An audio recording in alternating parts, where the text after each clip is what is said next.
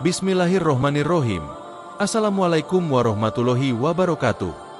Syukur alhamdulillah, kita bisa berjumpa lagi di channel Iltizam ID. Solawat dan salam selalu dan tetap tercurahkan kepada junjungan kita, Nabi besar Muhammad Sallallahu Alaihi Wasallam. Sempatkanlah menulis syalawat Nabi di kolom komentar. Allahumma sholli ala Sayyidina Muhammad wa ala ali Sayyidina Muhammad. Harapan dan doa saya untuk sahabatku semua yang menonton video ini, semoga kalian senantiasa diberi kesehatan, panjang umur, rezeki yang luas, kemudahan dalam setiap urusan, dan terkabul semua cita-citanya. Amin ya Robbal Alamin. Sahabat muslim yang dirahmati Allah Subhanahu wa Ta'ala, solat adalah ibadah fardu ain bagi setiap orang Islam yang mukallaf, yakni seseorang yang telah memenuhi syarat untuk bertanggung jawab secara hukum atas semua perintah dan larangan syariah. Solat juga merupakan tiang agama dan menjadi amal yang pertama kali akan dihisab di hari kiamat. Sebagaimana Rasulullah Shallallahu Alaihi Wasallam telah bersabda, sesungguhnya perkara yang akan dilihat atau dihisab pertama kali dari amal seorang hamba pada hari kiamat adalah ibadah solat. Bila ditemukan ibadah syaratnya sempurna, maka diterimalah solat dan seluruh amalnya. Apabila ditemukan syaratnya kurang atau tidak baik, maka ditolak syaratnya dan seluruh amalnya. Hadis riwayat Tabrani. Mungkin ada yang bertanya, ada orang yang rajin solat, tapi mengapa syaratnya tidak mencegah dari perbuatan keji dan mungkar? Mulutnya masih saja menceritakan aib orang lain, sangat senang akan ghibah, menggunjing tetangga, bahkan tak segan untuk menghina dan merendahkan sanak saudara. Orang ini berarti tidak merasakan manfaatnya solat dalam kehidupannya. Dia tidak merasakan kenikmatan dari solat yang dilakukannya. Maka besar kemungkinan syaratnya belum diterima oleh Allah Subhanahu wa Ta'ala. Hal ini disabdakan oleh Rasulullah Shallallahu Alaihi Wasallam. Pada hari kiamat nanti ada orang yang membawa syaratnya kepada Allah Subhanahu wa Ta'ala. Kemudian dia mempersembahkan syaratnya kepada Allah. Lalu syaratnya dilipat-lipat seperti melipat pakaian yang kumal kemudian dibantingkan ke wajahnya. Allah tidak menerima syaratnya. Banyak sekali orang yang solat dan syaratnya akan dibantingkan ke wajahnya ditolak oleh Allah Subhanahu wa Ta'ala. Bahkan ada yang celaka dengan syaratnya. Seperti yang terdapat dalam firman Allah Subhanahu wa Ta'ala dalam surat Al-Maun ayat 4 dan 5. Maka celakalah bagi orang-orang yang solat, yaitu orang-orang yang melalaikan syaratnya. Tentunya kita tidak ingin solat kita tidak diterima oleh Allah Ta'ala. Oleh karena itu penting kita mengetahui apa saja yang dapat menjadikan ibadah solat kita tidak diterima dan bagaimana tandanya jika solat kita diterima oleh Allah Subhanahu wa Ta'ala. Mohon simak video ini sampai selesai. Dan sebelumnya, kami harapkan dukungan sahabat muslim dengan menekan tombol like dan subscribe, juga aktifkan loncengnya, agar tidak ketinggalan video-video terbaru kami. Sahabat muslim yang dirahmati Allah Subhanahu wa Ta'ala, masalah ibadah solat merupakan urusan hamba dengan penciptanya. Diterima atau tidaknya solat seseorang hanya Allah yang mengetahuinya, tetapi bisa diketahui dari ciri-cirinya atau tanda-tandanya. Sebagaimana dalam hadis qudsi yang diriwayatkan oleh Imam Al-Bazzar dari sahabat Abdullah bin Wahid Al-Harani, Rasulullah Shallallahu Alaihi Wasallam telah bersabda yang artinya, sesungguhnya aku, Allah, hanya menerima solat seseorang yang bersifat tawadhu karena keagunganku, dan tidak mencela makhlukku, dan tidak membiasakan maksiat dan durhaka kepadaku, dan menghabiskan waktu siangnya untuk berzikir kepadaku, dan mengasihi orang-orang miskin, dan ibnu sabil, dan kepada janda-janda miskin, dan mengasihi orang-orang yang tertimpa musibah.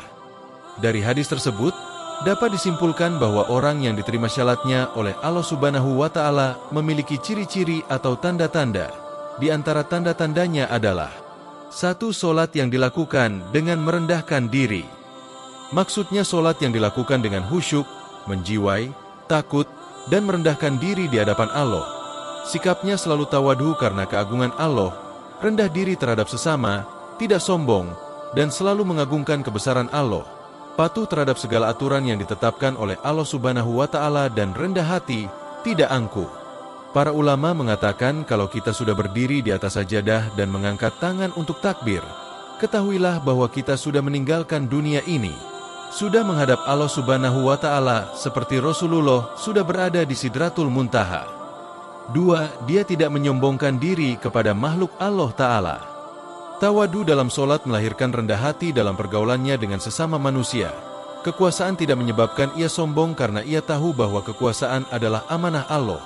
Kekayaan tidak menyebabkan ia memperbudak orang lain karena ia tahu bahwa harta hanyalah titipan Allah. Pengetahuan tidak membuatnya tinggi diri, sebab ia tahu bahwa pengetahuannya tidak seberapa dibandingkan dengan luasnya ilmu Allah. Orang yang syalatnya diterima tidak akan merasa dirinya lebih tinggi daripada orang lain. Rasulullah Shallallahu Alaihi Wasallam bersabda, tidak akan masuk surga orang yang dalam hatinya ada perasaan sombong walaupun hanya sebesar debu saja. Hadis riwayat Muslim. 3. Dia tidak mengulangi maksiat kepada Allah Ta'ala.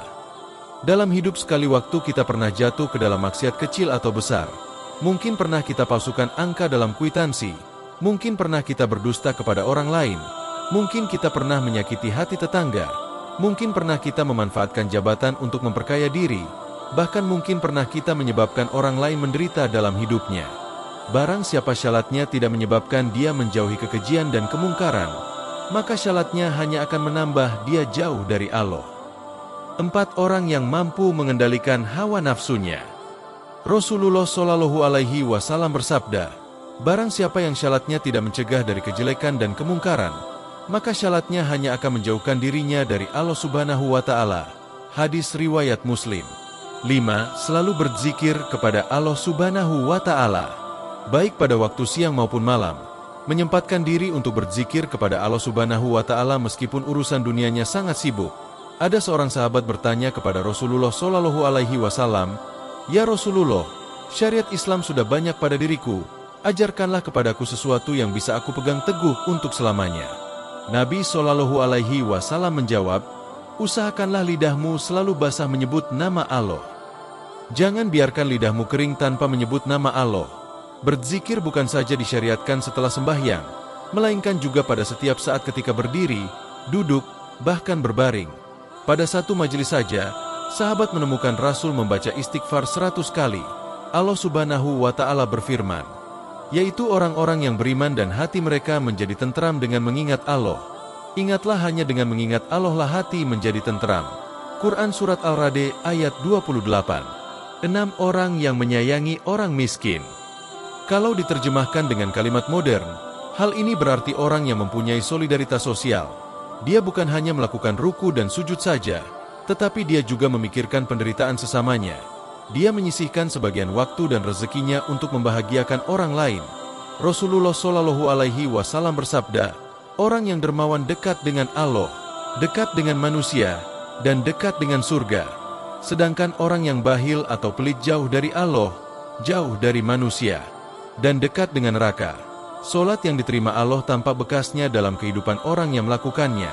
Islam bukan saja datang untuk menegakkan akidah dan ibadah, melainkan juga membela manusia yang lemah, fakir miskin, orang yang kehabisan bekal, janda yang ditinggalkan suaminya, dan orang yang menderita.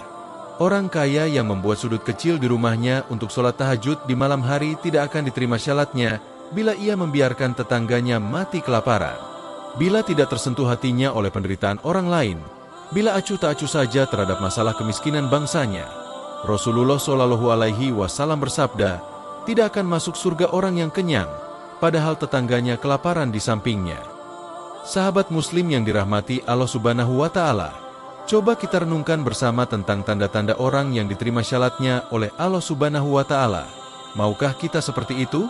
Mari kita sama-sama meningkatkan ibadah kita kepada Allah Subhanahu wa Ta'ala dan saling mengingatkan tentang kebaikan. Jangan pernah menyerah mengingatkan orang lain tentang kebaikan agar dalam hidup ini diberi keberkahan oleh Allah Subhanahu wa Ta'ala. Insya Allah. Semoga kita semua dekat dengan Allah dan hidup ini terasa damai dan tenang. Amin ya Rabbal Alamin. Dukung terus channel Iltizam ID dengan melakukan subscribe, like, komen, dan share sebanyak-banyaknya.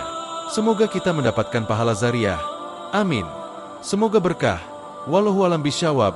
Wassalamualaikum warahmatullahi wabarakatuh.